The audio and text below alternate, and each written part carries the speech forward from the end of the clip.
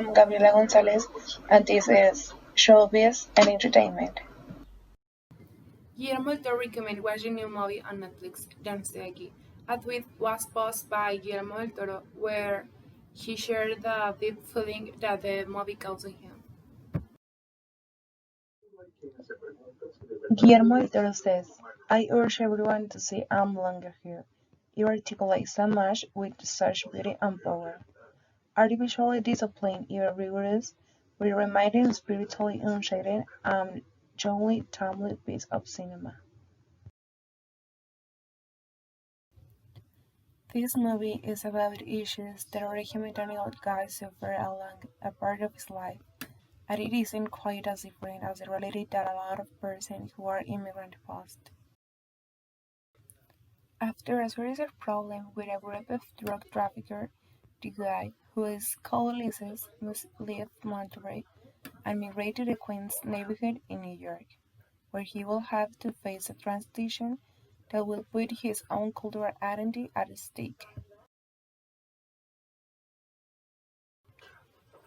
This movie has received a lot of criticisms, and although it was a good movie, not everyone liked it, as we can see. As we all know, the news of George Floyd's failed arrest a few weeks ago stirred the world easily as fast as another. Causing outrage, this fact made a stir in different parts of the world. Injustice was one of the reasons why Anonymous reappeared on our screen, spreading various secrets of high influential people, even the police who were guilty of the death of George Floyd. The trips to Minneapolis police, Trump's involved in Epstein case, celebrities in Epstein scandal, Princess Diana dead, Justin Bieber in Pizzagate, Michael Jackson dead. There were some of the secrets that Anonymous relieved, affecting many people. Despite having many proof, a lot of people put their feet down and say that it's false, and all that was old news. This is International News by Asenet Treviño. In the wake of the murder of George Floyd by police in the USA, the Black Lives Matter movement has rapidly spread across the world. The protests have taken place in countries such as the USA, Canada, Belgium, England, Mexico, Switzerland, and many more. Let's take a look at some of them. A considerable amount of people in London marched from Parliament Square to Buckingham Palace, 10 Downing Street, Victoria Station, and the US Embassy. These recent demonstrations have shown many protesters expressing a need of systematic change in order to truly abolish racism. In Germany, the protestants were young people.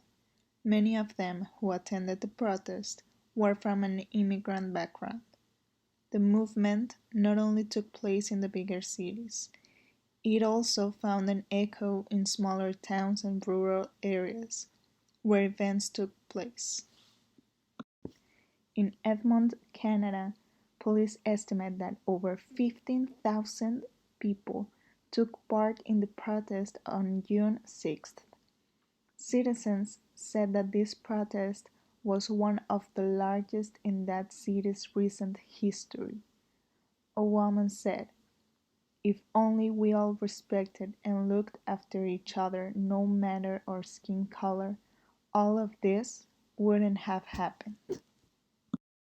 At the end of the day, it's not black versus white.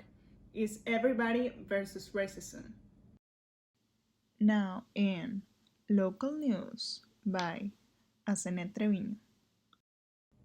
After receiving green light, local malls have reopened last week with new health and safety protocols for customers. Although the state government have announced the reopening of malls and small businesses, places with more demand like movie theaters, gyms, and casinos will stay closed until further notice. The governor, Jaime Rodriguez, established that the next public places that are going to reopen must obey the hygiene protocols against COVID-19. Otherwise, they will be closed immediately. In spite of some shopping malls reopening, some other places will have to wait a few more weeks. The governor said gyms, casinos, movie theaters, concerts, conferences, museums, public pools, parks, stadiums, bars, and many more places will stay closed. The re-entry to the work area will be at 30% at first, then at 60% until they get to 100%. It is thought that in 2 weeks there will be an evaluation to see if the reopening keeps moving forward or it goes backwards.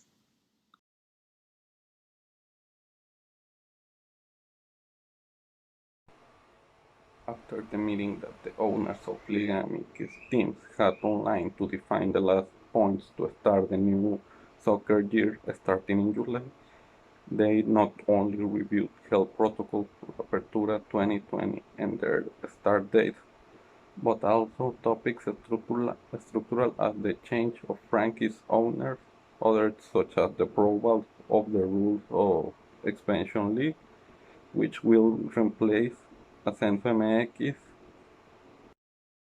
The playoff.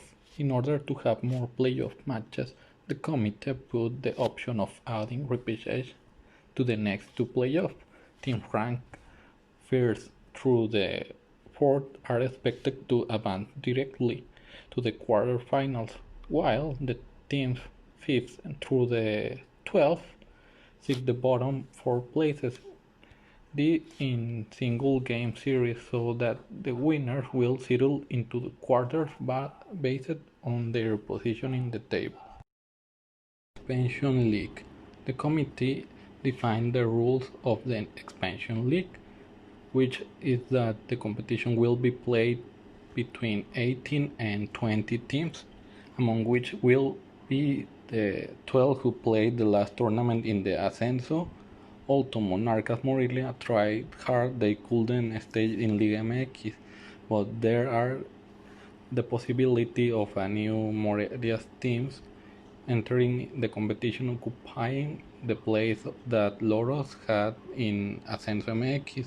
Liga MX clubs will also define whether they have a team in this tournament, since for only Chivas with Tapatío and Cruz Azul with Cruz Azul Hidalgo have confirmed, while America, Pumas, Santos and Tigres haven't said yes definitive.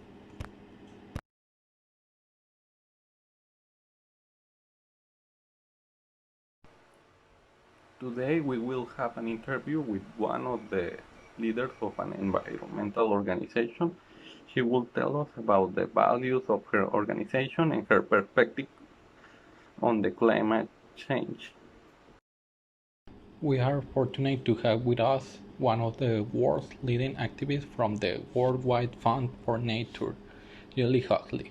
Tell us, how was your first approach to this movement? Thank you for inviting me to the interview.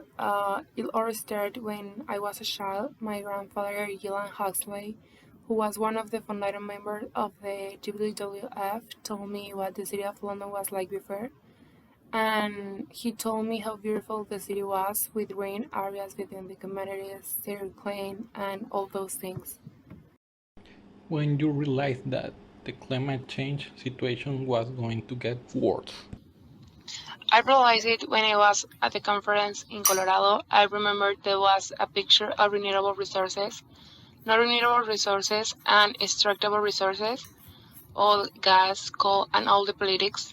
All the money was gone into non renewables. And over here, where you had wind, solar, geothermal, that was new then, very new, so it wasn't getting much attention. But there was nothing there. I thought, well, if this continued, there won't be anything left. I might make some short terms money for someone, but there won't be anything left for the future generation. But over here, look at the all possibilities for alternative energy and what's happening. I wish the government could use all the money with the non-renewables energies. What are the objectives and goals of WWF? And if you can tell us how do the organization to get money? The action of our organization are focusing in pursuit 6 objectives: species, forest, ocean, freshwater, food, climate, and energy. Our funds come from different places. Some come from our partners, others come from the government agencies and non-governmental organizations. Now we are raising some money to finance the search of new renewable energy. If you want to support WWF, you can donate searching in internet how to do it. Changing a little bit of topic, what is your opinion that actors and politicians have been spoke out about the dangers of climate change? There are those people who say that are not experts on science. What are your thoughts about that? The climate change is not about politics. The moral issue of climate change should translate its politics. If it reduces to politics, we're going to have the same old problem. It's going to be a mess. Let's get about it and take advantage of this change and make it positive. I always say that only need someone who are interested to solve the environmental problem to help. And in our organization, several of our partners are actor, musician, politician, and for us, it doesn't matter what the people do. As long as they are really interested, they're supporting our case. People currently no longer trust environmental organizations. Tell us why they should trust in WWF. Because we are governed by principles, we seek to be an independent organization, we use the best scientific information to attend the environmental issues, and we have nearly 60 years as an organization, and in all those years, we haven't had any kind of scandals. In a few words, what message would you give to the international community on the importance of fighting the climate change? To fight the climate change, all they must do is open their eyes and pay attention. And you will look this way or that way, and you will see fire, flood, hurricanes, and the climate change exists. And we need to do something right now. Thank you for the interview, Julia. Oh, don't worry. It's a pleasure for me.